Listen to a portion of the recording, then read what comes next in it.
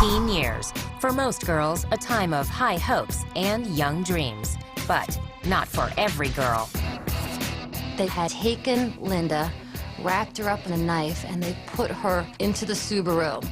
Rebellious acts. Toxic romances. The end result? Lives in ruin. Now your ass is mine, and I'm guaranteeing you I'm no murder you. You had like the American dream and the American nightmare meeting each other on the highway. With rare footage and exclusive interviews from behind bars, we'll reveal shocking stories of teenagers convicted of unthinkable crimes. Really, you could end up here. I want to go home. I really want to go home. When Girls Kill, next.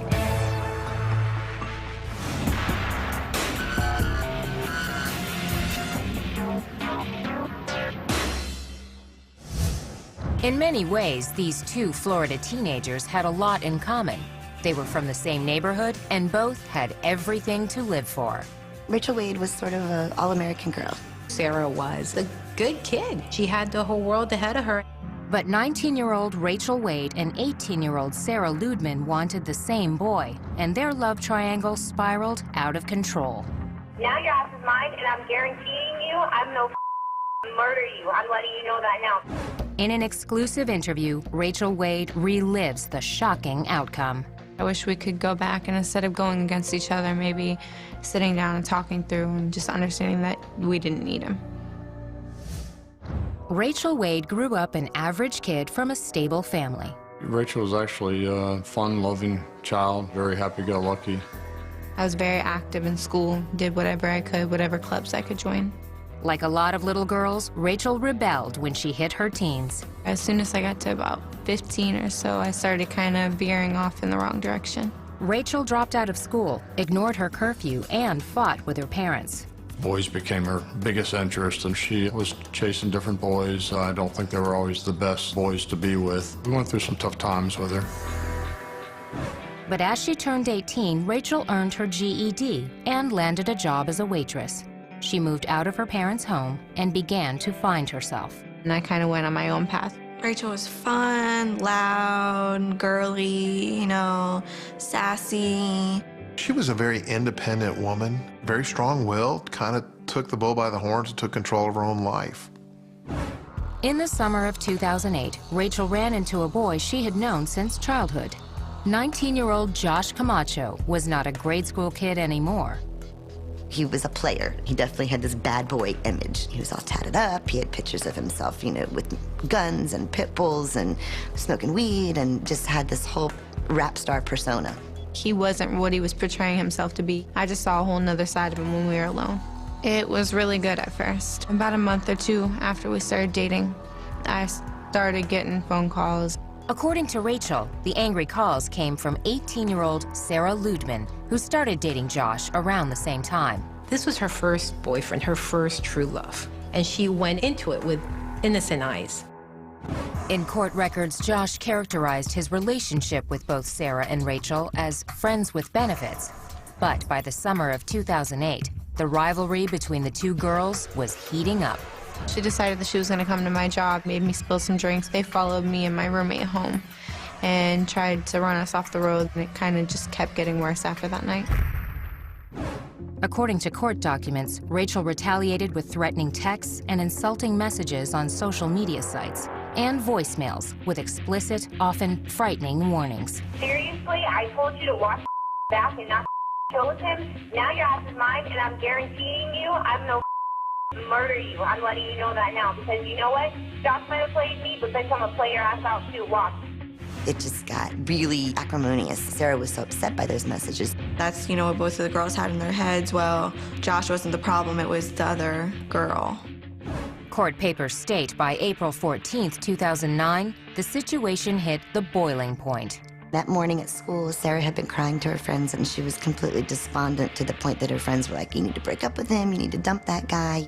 Later that evening, Rachel claimed Sarah showed up at her apartment. I heard her outside beeping her horn to let me know that she was out there. I was home alone, so I wanted to leave. On her way to the door, Rachel made a fateful decision. When I went to walk out of my house, I grabbed the knife off the kitchen counter. She made a tragic mistake of picking up a steak knife, just a usual kitchen steak knife, and she put it in her purse for protection. Rachel decided to go to a friend's house. Sarah met up with Josh. They were watching movies and hanging out at his sister's house, but he kept texting with Rachel. Josh later told police that he actually was telling Rachel to go back to her own house. Meanwhile, it was getting late and Sarah was out past her curfew. Sarah was supposed to be home at 11 o'clock. She was getting ready to go home. Sarah got into her van and planned to drop off Josh's sister and another girl at a local restaurant on her way home. As they drove, Sarah was flagged down by a car going in the opposite direction. The driver was a friend of Sarah's. She said, oh my gosh, you know, Rachel is right up the street.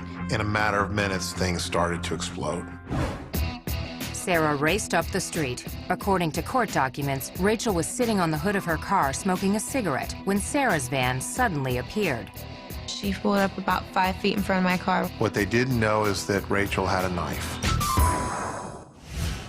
Coming up, you won't believe how this feud came to a bloody end. I grabbed the knife, and she approached me anyways.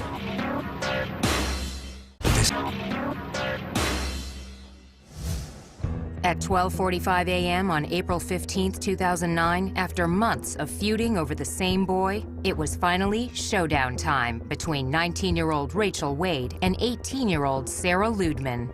They wanted to confront each other.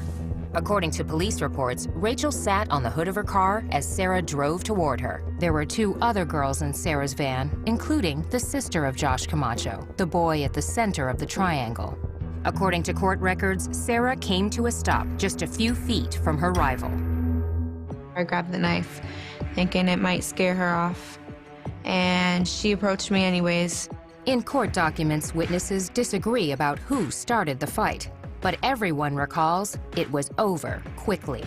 They fought in the middle of the street for no more than 5 seconds. It was pulling hair, next thing you know, it stops. She hit me 3 or 4 times. I started swinging back. And the next thing I remember, she let go of me and turned around and walked back to her van. Sarah yelled out to her friends. Sarah was screaming for them to get back in the car so they could leave. I just saw blood on the knife. I didn't physically remember stabbing her. I didn't see where she was stabbed. Sarah managed to get to the van and grab her phone. Police reports state that she called Josh Camacho. She said it hurts. At that point, the line fell. She lost consciousness. She ended up lying in the middle of the road. Shocked witnesses dialed 911. Rachel! Down her. Okay, where on the body is the patient stabbed? In the chest. She's trying to breathe. According to police records, Rachel retreated with the knife in her hand. She walked up the driveway and ultimately threw the knife up onto the neighboring residence's roof. Rachel sat on the porch of a nearby home as police and EMTs arrived. They quickly determined Sarah was stabbed twice in the chest. She had a small injury here, stab wound here. She was stabbed right in the heart. It pierced her heart. During the frantic effort to save Sarah's life, Josh Camacho received a call from his sister at the scene. Josh hurried to get there and arrived before Sarah was taken away in an ambulance. But at the hospital, she could not be saved. Sarah was pronounced dead at 2:29 a.m. Detective Mike Lynch was gathering evidence when he learned the case was now a homicide investigation. I ended up finding Rachel sitting in what used to be a bench located in front of the residence. Her demeanor was calm. I was scared, but at the same time, I didn't really know what to think or how to react. Rachel claims she was not aware Sarah was dead when she agreed to be questioned at police headquarters. I wasn't under arrest or anything, so again, I was thinking, you know, maybe it's not that bad. When I was down at the hospital, okay, I saw where she was stabbed at. She made no indication that there had been a stabbing, that there was a knife involved. The detective told Rachel exactly what happened. The next piece of information that you need to know is that she is dead. And she died as a result of these stab wounds. When they told me that she had passed away at the hospital, I kind of lost it. I couldn't believe what they were telling me. The hard truth of her situation became clear when Rachel was charged with second-degree murder. Bail was set at $500,000. If convicted, the 19-year-old faced life in prison. Fact is, she stabbed her and she killed her. For second-degree murder, I didn't have to prove she intended to murder her. Sarah came looking for a fight, so it was apparent to me that this was a good self-defense case. Murder or self-defense. The lines were drawn when the trial began in July 2010. Among the witnesses called by the prosecution, Josh Camacho. His tough bad boy pose was gone. Josh coolly maintained that he had an open relationship with both girls. When he came into court, the appearance was just a little guy, very quiet, very soft-spoken. He says, I wasn't dating either girl. They're not my girlfriends. After these girls and their friends and their families talked about how he was their whole world and said, I was just sleeping with them. Camacho's testimony was shocking, but the prosecution's most damaging evidence came from Rachel herself, the threatening voicemails Sarah had saved. I'm gonna find you and I'm gonna beat your ass. He can get anything he wants from me. You still got your mommy and daddy's curfew, bitch. Why do you run your mouth and why are you that pathetic? So keep talking, Sarah. I'm gonna teach you it. I'm telling you now. I couldn't believe that it was me. It was out of character for me to say anything like I said to her. Please tell me, Sarah, why you would be a dumbass put a brand new picture of you and Josh at the beach on your MySpace. I'm no murder you. I'm gonna play your ass out too. Watch. You're a fat bitch and I'm gonna kill you. If you're a prosecutor, you don't get a whole lot better evidence than that. In a risky defense move, Rachel took the witness stand and claimed she received similar messages from Sarah. It's a shame that Rachel didn't save voicemails from Sarah with threats, but she didn't. The jury deliberated less than 3 hours. We, the jury, find as follows: ask that the defendant in this case. The defendant is guilty of murder in the second degree as charged. So say we all. Michael Schwartz, foreperson of jury, July 23, 2010. In September, Rachel was back in court for sentencing, and the stakes were high. She could receive life in prison, or get credit for time served as a youthful offender and go free. Sarah's mother, Gay Ludman, wanted the maximum. This is my daughter. She lays in a cemetery. I go visit her there. The judge sentenced Rachel to serve 27 years behind bars. It's a tragedy for both sides. That's all I got to say. Justice has been served. We've lost our daughter as far as having her home with us, but she's still here for us, fortunately, to visit and look forward to someday her coming home. But Sarah's lost. You know, her parents have lost their only daughter. Both parents, I mean, they felt like they did everything they could to be good parents. They'd raised girls that they were proud of. Still, Rachel does have remorse. Not sitting down to talk to Sarah would be my biggest regret. We should have met up and we should have talked. And maybe it should have been him that we confronted. Instead of going after him, maybe walking away from him. No matter what somebody says about you or to you, it's not gonna resolve anything to go out and fight him. And really, you could end up here. Up next, this Kentucky teen called herself the Devil's Daughter and unleashed hell with her group of young followers. I sought out people that had been ostracized.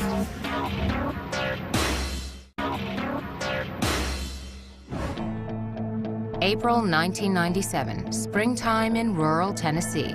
Vidar Lilylid, his wife Delphina, and their 2 young children were returning home from a religious convention. They decided to go have a picnic with the kids and stop at the Bayleton Rest exit. This ordinary detour would lead to a violent and horrifying crime. This one was certainly the most tragic thing I've witnessed. Surprisingly, most of the suspects were just teenagers. Their alleged ringleader was a charismatic 18-year-old girl who seemed fascinated with satanic rituals. They were into self-mutilation. They would cut themselves and they would drink each other's blood. Most of their guidance came from Natasha. Natasha Wallen was born in January of 1979 in a poor section of eastern Kentucky's coal mining country. Natasha had what you would have to call a really troubled childhood. Her mother had a history of troubled relationships. When Natasha was just 5 years old, she made an upsetting discovery. She had a stepfather, and she thought that was her real dad, and she found out that another man in the town was her real dad. Shock to her. I got betrayed. And once you're betrayed, you've always got that wondering if somebody's going to betray you again. Dr. Helen Smith, a forensic psychologist and filmmaker, interviewed both Natasha and her mother, Madonna Wallen, for her documentary, 6. Natasha, she grew up, got aggressive towards her mother. Her mother also had emotional problems, as well as Natasha. According to court documents, the feuding escalated when Natasha was 14. She was arrested for assaulting her mother and threatening her with a knife. Soon after her mother agreed to dismiss the charges, Natasha attempted suicide by slashing her wrists. She was hospitalized at a Kentucky psychiatric facility. They told me said that she needed to stay longer. She was still a troubled child, but you know, I couldn't afford to keep her in the hospital. They paid for 11 days and that was it. Court records state that Natasha was diagnosed as manic depressive and bipolar. She was prescribed Haldol, an antipsychotic drug, but she didn't take her medication. Load them up with pills. That's the answer to everything. Medicate. Court documents state that she did use illegal drugs like cocaine and heroin. Natasha developed a dark fantasy life. According to police, the teenager often signed her name backward as Satan, and she attracted other teenage outcasts. I sought out people that had been ostracized, you know, for one reason or another, from the same people that were condemning me. In her mid-teens, Natasha found love. She was married to a guy named Stephen Cornett, and they got married on her 17th birthday. They had this very sort of elaborate Gothic wedding where everybody was dressed in black.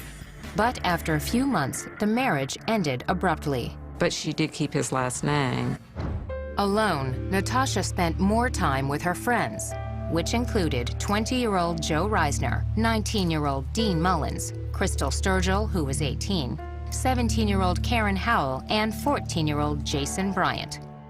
According to the Chicago Tribune, on Friday, April 4th, 1997, the group rented a room at a motel in Pikeville, Kentucky. But this was no typical high school party.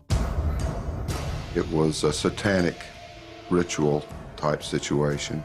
There was cutting, there was drinking blood. It was just like something crazy. I don't know. Maybe a way of bonding. A story in the Knoxville News-Sentinel reported that 2 days later, Natasha and friends piled into a small hatchback. They headed south toward New Orleans, armed with a 9mm Smith & Wesson handgun and a .25 caliber semi-automatic pistol.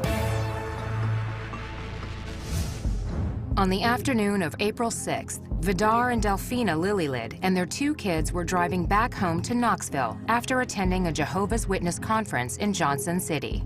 The Lillylid family stopped at this rest area to use the bathroom and to have a little picnic, let the kids run around a little bit. A little while later, a hatchback pulled in and 6 goth teens climbed out. You had like the American dream and the American nightmare meeting each other on the highway. Vidar, who was still probably pumped up from the convention, he thought, well, I'll talk to them about God. According to court testimony, the religious conversation suddenly turned into a carjacking. Joe Reisner is the one who pulled the gun on them. Told them they weren't going to hurt anybody. That's what they told him. Said, we just want your van. Court documents state Vidar and his family were loaded into their van at gunpoint. Natasha and 3 of her friends got in with them, while 2 others followed in the hatchback. They drove them to the next exit. They pulled into the first sort of small rural road they found. The area appears to be more remote than it actually is.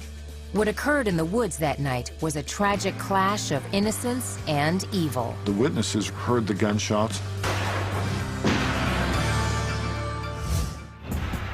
Coming up, the horrifying fate of a helpless family. How could a teenager commit such a cold-hearted crime? I could have made different choices, and I should have made different choices.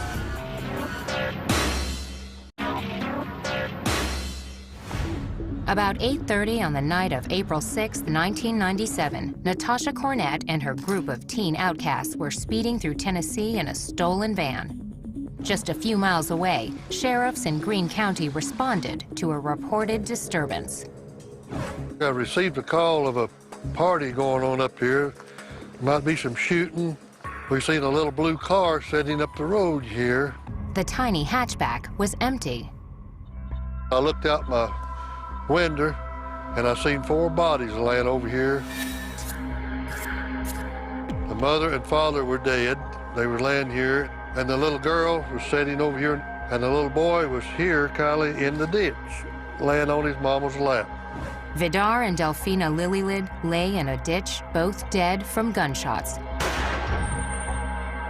Their children, 6-year-old Tabitha and 2-year-old Peter, were critically wounded, but still breathing.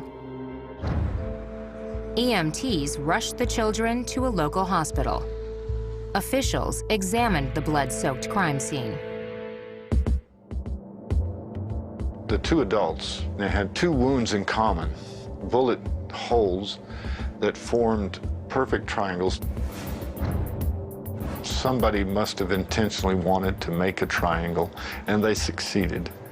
The odd chest wounds were not the only gruesome injuries. The father was shot in the left eye. The mother also had 3 other bullet wounds. The next day, Tabitha died in the hospital. 2-year-old Peter still clung to life with gunshot wounds to his chest and right eye.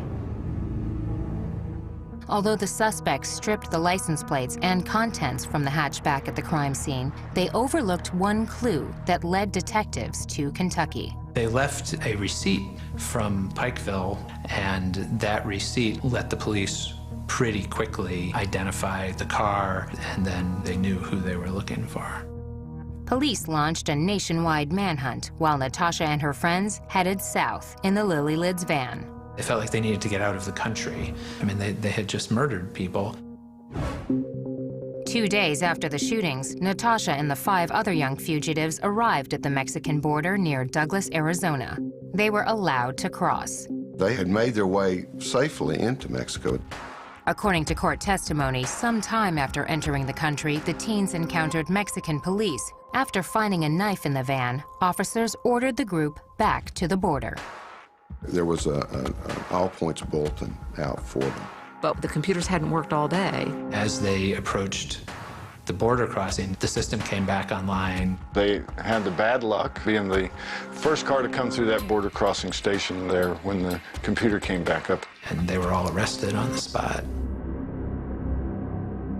Police reports state the suspects had in their possession Social Security cards and other property belonging to the murder victims.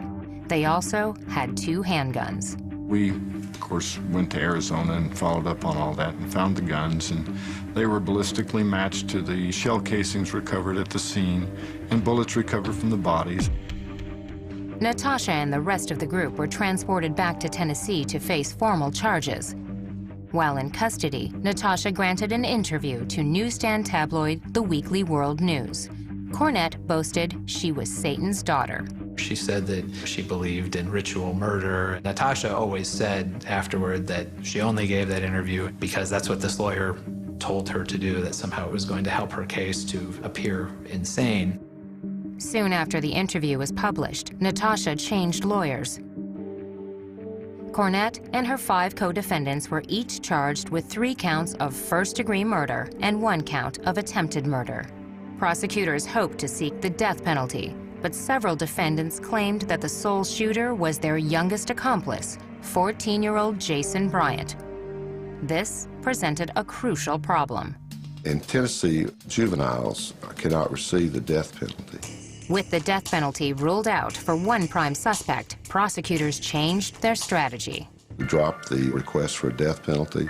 We made them the offer that they could plead guilty to first-degree murder and go before the court to have the court determine whether or not they were to serve life without parole or life.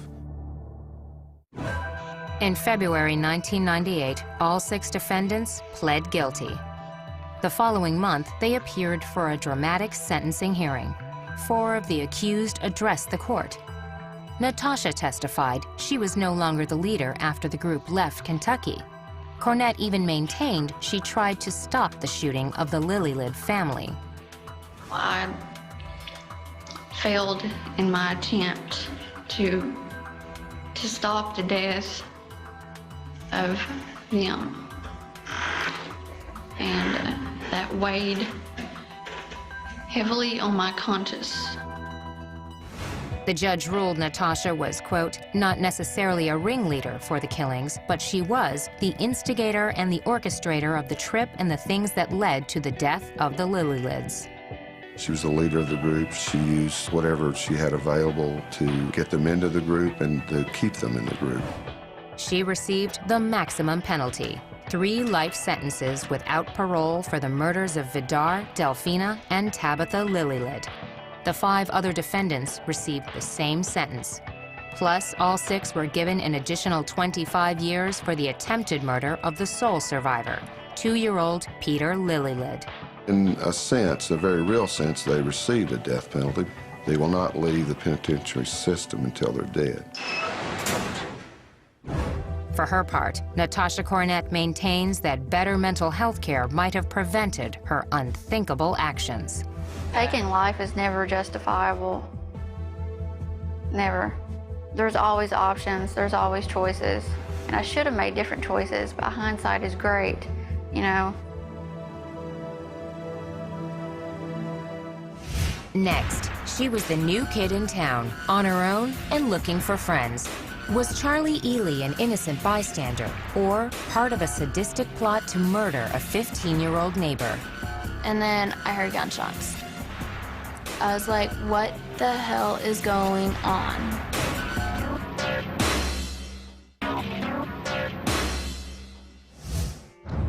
Most of her life, Charlie Ely was a good girl with very bad luck. My parents didn't take good care of me the way they should have, so they lost custody. From her earliest days, Charlie got used to feeling abandoned. By age 18, Ely was married to a 21-year-old with a record. Only 4 months after saying I do, Charlie's home life was again torn apart. He was arrested for violating his probation and left her basically alone. As she reveals in this exclusive interview, the lonely teenager quickly found a new family and a world of trouble that ended in murder. I was one of the kids who was like, as soon as I turn 18, I'm gonna leave. Look at what happened. Not even a year later, where am I sitting? Our childhood, at the beginning it was like a little rough and then it got a little better. Around age 6, Charlie and her younger sister were taken in by their aunt and uncle. To be honest, I think of my Aunt Lisa, my mom. I think of my Uncle Mike, my dad. By all accounts, her life in Maryland was a typical teenager. Jessica Lukey was Charlie's best friend in high school. The 2 girls were in the Naval Junior Officer Training Corps together. She got along with everyone. She was very outgoing and just really relaxed. She didn't seem like she was the type of girl that would fall into the wrong crowd in high school. Never had any fights according to her family. She was bullied a bit by some of her classmates because she had an eye problem. She was legally blind in one eye, and they picked on her a little bit for that.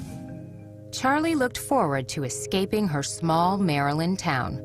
An unexpected opportunity came up after Charlie graduated in the spring of 2010. I moved from Maryland to come down to Florida to try to reconnect with my mother. I didn't listen to my Aunt Lisa and all them when they said, be careful, Charlie, why don't you just wait a couple of years and see where it goes? Charlie had another reason for moving to northern Florida. She was already forming a relationship with the son of her mother's boyfriend, 21-year-old Joseph David Burham. I had a message from him, and I had just turned 18, so that made it even better. So I read his message and I got his number and I started texting him. It was July 13th when we first started texting, and we started dating that night. It went from there. It was great. Ely arrived in Lakeland, Florida in August 2010 with the promise of a new boyfriend and reuniting with her estranged mother. As her relatives in Maryland predicted, Charlie's reunion was short-lived. Well, I dove in Was at my mom's for 2 or 3 days. I ended up being like, you know, Joe, I need to get out of this. I can't do it. Despite the disappointment about her mother, Charlie's romance with Joe Burham heated up quickly. In early September, less than 2 months after Ely moved to Florida, she married Joe, even though he had a criminal record. His conviction for lewd and lascivious sexual battery restricted where the newlyweds could live. He was on probation. He couldn't leave the county. We found a place to live, and it was actually in Summerfield, Florida, which is still Ocala. The honeymoon didn't last long. In January of 2011, Burham violated the terms of his probation and was sentenced to serve 3 years in prison. I did feel pretty vulnerable. I'm 18. Husband just got arrested. What do I do now? I barely know anybody here. On her own in an unfamiliar town, Charlie found a way to make new friends. Charlie had a house. These other kids were able to get away from their parents and sort of hang out all together without any rules, really. They just did whatever they wanted to. Charlie's home became a hangout for a tight group of local kids, including 20-year-old Justin Soto and 19-year-old Michael Bargo. My husband had told me not to hang out with Michael Bargo or Justin Soto. I didn't listen to him. And I decided that I was gonna have them live with me.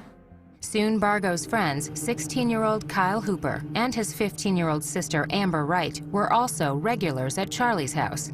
According to court testimony, Amber was in the middle of a stormy breakup with her 15-year-old boyfriend, Seth Jackson. Seth Jackson originally was dating Amber. Something transpired in their relationship where they separated, and then Seth was trying to come back into the picture with Amber. During this time, Charlie and Amber became close. Ely and Amber were best friends. That friendship would be marked by violence. And then I heard gunshots. I was like, what the hell is going on? Coming up, the grisly details of a terrible death. For such a brutal crime, it was almost professional, which is scary.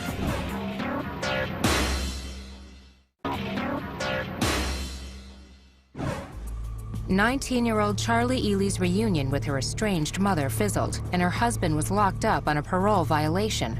On her own, in a new town, Charlie invited a group of teens into her home. Ely's new best friend, 15-year-old Amber Wright, had just broken up with her boyfriend, 15-year-old Seth Jackson. All I knew was he was an ex of Amber's. Period, end of story. According to police reports, on the night of April 17, 2011, Charlie helped lure Seth to her house. Charlie had told us that when he arrived at the house that she actually opened the door for him. I was like, hey, what's up? What do you need? He's like, oh, I want to talk to Amber. I was like, okay, come on in. Seth had no idea what he was in for. I wish I could have done something, but I couldn't. According to court records, Seth tried to run out of the house. A neighbor reported seeing 3 male figures chase him and drag him back inside. Although the crime happened in her home, Charlie told police she had nothing to do with it. I was like, holy cow. I ran into my room. I didn't know what to do. I heard a few gunshots, door slamming. According to police reports, Seth was beaten and shot multiple times before he died. Then his body was set on fire. The day after the gruesome attack on Seth, his mother reported the 15-year-old missing. That night, police launched an investigation. On April 19th, 2 days after Seth disappeared, police brought Charlie and some of her friends in for questioning. You know a lot more than what you're telling me. I know a lot more than what you're telling me.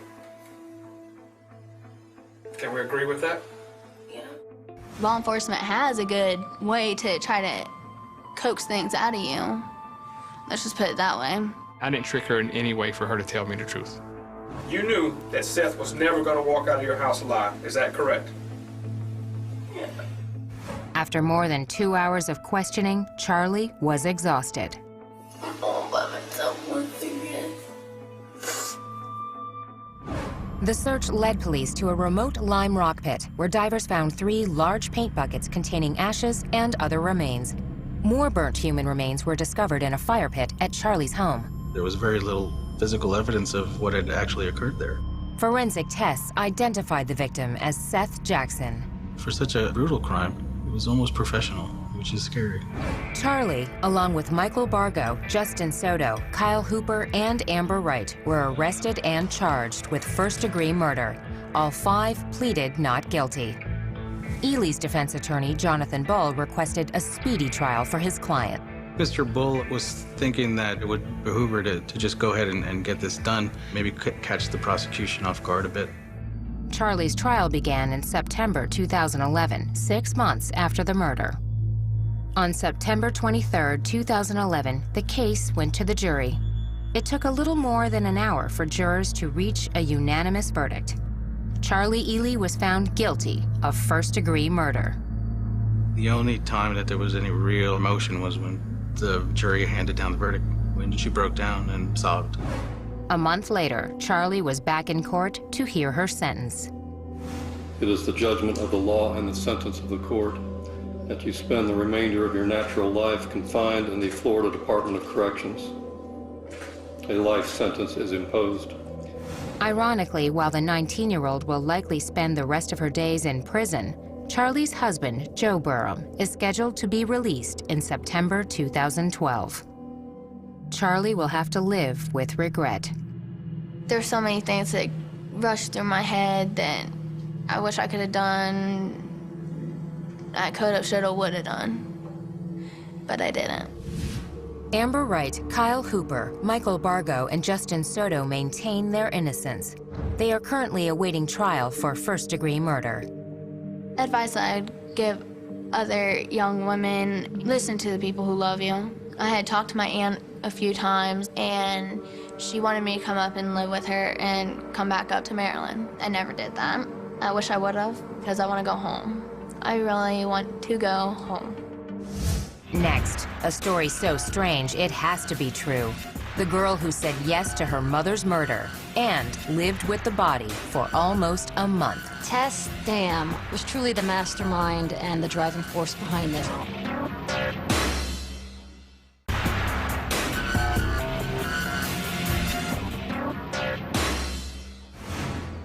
On a cold winter night in February 2007, police in Lafayette, Colorado answered an anonymous call. Officers received the tip that Linda Dam had been murdered.